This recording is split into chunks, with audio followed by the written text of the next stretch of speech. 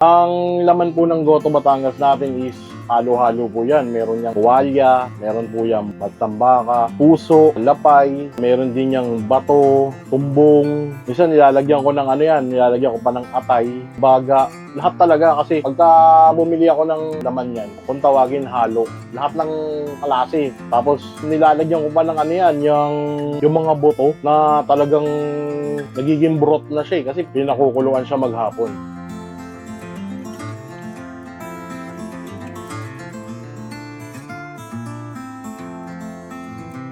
Yung Goto Batangas ko, ang may expect mo dyan, ako masasabi ko lang talaga, creamy. Yung creamy nung ano, yung lasa nung sabaw.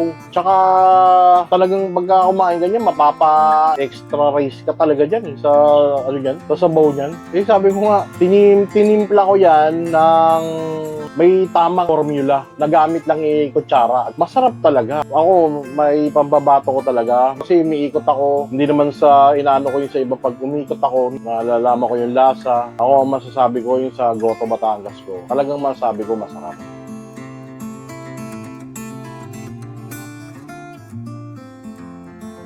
Yung pagpapalambot dyan, buong maghapon yan. Pero, hindi parang pinilit yung pagpapalambot dyan. Kumbaga, gagaya nga ng sinabi ko kanina, creamy, masarap yung lasa ng sabaw kasi slow heat. Kaya yung mga laman-laman niya, kumakatas talaga yung mga laman-laman niya. Na masasabi ko, kasi iba yung puinersang pinalambot. Iba yun eh, iba yung parang pre-pressure cooker mo. Hindi siya pini-pressure cooker, talagang naandoon siya, pinapalambot siya ng buong maghapon.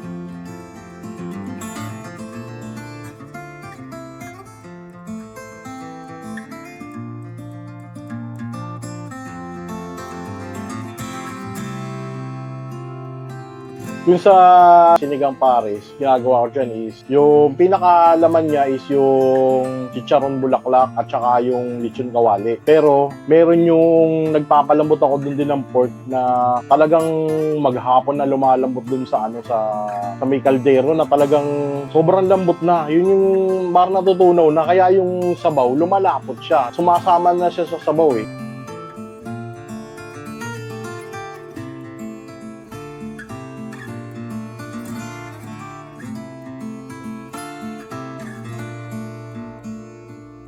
Yung sinigang pares ko is 99 pesos yun. May kasama ng rice. Pero, kumbaga yung pinakatakal nun is overload talaga. Yung talagang masasabi mo na presyong 99 talaga. Na talagang masasabi mo na sulit to sa 99. Kasi talagang overload talaga. Tapos, bukod dun, may mga pwede ka pa magpa-refill. Kumbaga, pa-refill po ng taba or minsan, ang taba, lagyan mo na ng laman yan.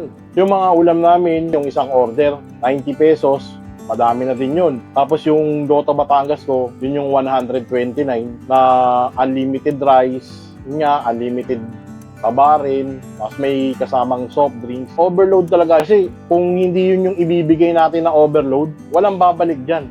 Walang tatangkilik dyan. Yung iba pa nga dyan, minsan pero mo kumain na siya. Tapos na, gagawin niya kung lalabas niya yung bowl. May tira pa yun. Sir, padagdagan ng sabaw, take out ko, dagdagan mo na rin ng taba. Bigla mo nakakapag-take out ka pa, kumain ka na, nakapag-take out ka pa. Pagka sinusulit talaga natin yung ibinibigay natin sa customer na hindi sila manghihinayang doon sa binayad nila.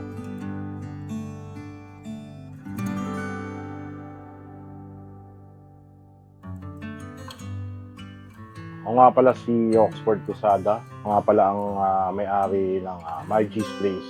Yun, sinimulan ko tong Margie's Place. Biglaan to nung sinimulan ko tong Margie's Place. Medyo hindi kasi maganda yung nangyari din siya sa nakaraan natin na medyo nalibang tayo sa paglalaro ng pagsugal tayo. Medyo malaki yung nawala sa ating pera. One time, minatid ko yung anak ko, napadaan ako sa isang lugar dito, sa Pilmo, napadaan ako dito. Nakita ko, may nakapaskil na foreign. Sabi ko, baka ito na yung magiging solusyon para medyo malibang tayo sa Medyo mahirap talaga kasi unang-una, wala naman talaga akong experience sa ganitong industriya. Wala akong experience. Pero, nag-gaira ko ng tigaluto na nakilala ko, yung cook ko. Batanggenyo. Tinuruan niya ako ng mga diskarte, ganito kuya, yung mga dapat natin gawin, ganyan. Kinausap ko ngayon siya, sabi ko, Goto Batangas tayo. Wala rin akong alam sa pagtitimpla, hindi siya madamot, itinuro niya sa akin kung paano yung proseso ng pagtitimpla ng Goto Batangas. Ako, ang alam ko lang talaga, kumain. Ngayon, nanonood ako sa YouTube, kung saan may mga masasarap na kainan, tapos pinupuntahan ko. Hanggang sa yun nga, yung naisip ko yung Sinigang Pares kasi may isa rin akong nakainan sa isang lugar na ganun yung ginagawa niya. Gumawa ako ng style ko ng ganun, pero sa sarili kong ingredients.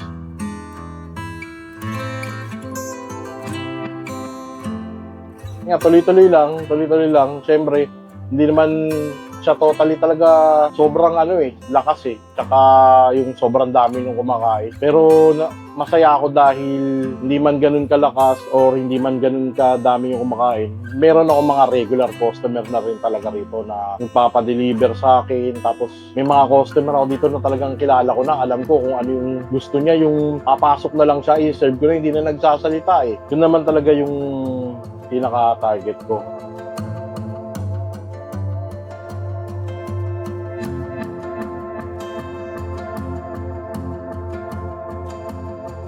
Meron tayo dyan, iba't ibang klase ng ulam. Kadalasan na ginagawa namin dyan, 10 o 12 na lutong ulam. Literal na lutong bahay. Yan. Like, yung pinaka nagdaan namin dito, yung pa-selling namin, yung Bicol Express. Talagang halos nagmamantika na yan, Bicol Express. Kung ano yung parang makikita mo din sa isang typical na na karinderya, makikita mo din dito. Pero pare-parehas man yung ulam na naka-display o yung menu na naka-display sa mga nasa paligid natin. I-make sure na lang natin na kapag natikman nung customer natin, talagang alam nila kung saan sila babalik. Alam nila kung saan sila pupunta. Araw-araw, iba-iba yung menu. Pero may mga menu din na the same kasi may mga customer na hinahanap din talaga yung menu na yun. Ang nangyayari kasi, pagdating ng gabi, pag mga konti-konti na lang, pinaparipak ko sa mga tao. Iniikot ko yan sa mga homeless. Pamimigay ko yan dyan sa may Osmeña Highway. Basta lahat ng may madaanan ako. Ganun yung ginagawa ko dyan. Kaya everyday, yung niluluto ni Cook, talagang fresh.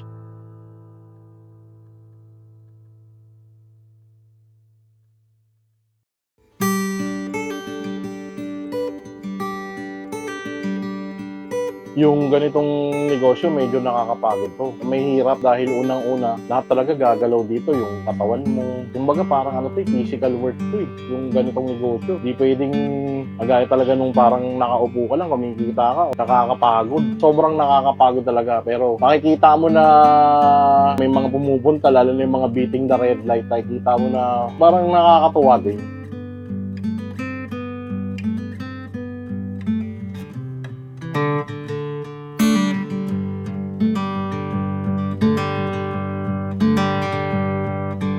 Maraming salamat po sa lahat ng mga tumatangkilik at pumupunta rito, sumusuporta dito sa Margie's Place. Talagang masasabi ko maraming salamat po sa inyong lahat. Hindi ko man kayo maisa-isa. Sa mga nais at gustong pumunta at matikman yung mga menu namin, dito lang po yan matatagpuan sa 5080 Fillmore Street, corner Fahrenheit Street, Barangay Palanan, Makati City. Bukas po tayo 9 AM hanggang 11 PM po. Maraming salamat po ulit.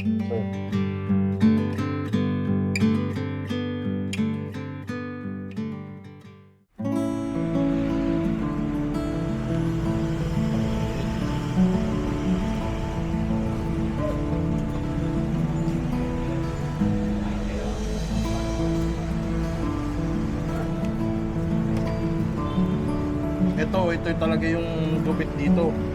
Hindi yung gupit lang na talagang kung ano yung makikita nila dyan, yun talaga yung nila.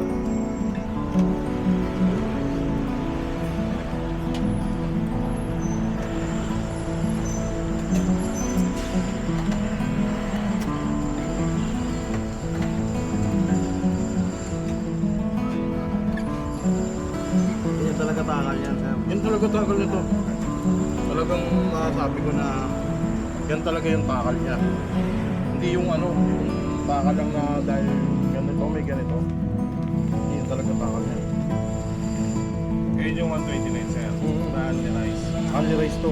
Papa.